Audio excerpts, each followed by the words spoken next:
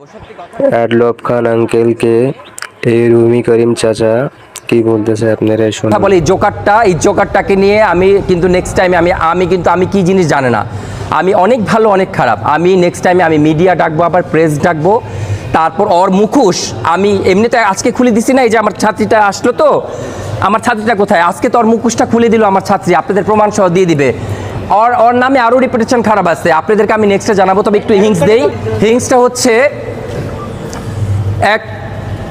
আমি সাংবাদিকের নাম বলবো না, এক সাংবাদিক আমাকে বলেছে যে ও এত বড় বাটপার, ও একটা মেয়ের কাছ থেকে টাকা খেয়েছে 20,000 টাকা, তাকে ড্রেস বানাই দিবে। মেয়েটা ওকে 12,000 টাকা দিছে, আর 8,000 টাকা মেয়েটার কাছ থেকে পাবে, সে মেয়েটা ড্রেস দেয় না।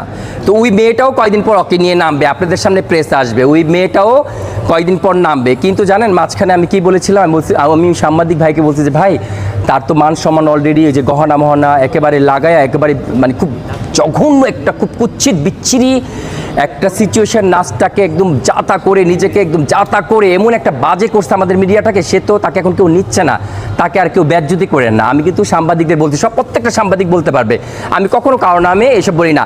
কিন্তু আজকে যখন হুট করে মোবাইল স্কোর করার পর দেখলাম আমার নামে বাজে কথা বলতেছে, আমি বলে তাকে কপি করি, খুবই হাস্যকর। আপনারা মিলাবেন যে কোন ড্রেসটা বা কোন জিনিসটা ওকে আমি কপি করে পড়ছি আজ পর্যন্ত, আপনারা বলবেন।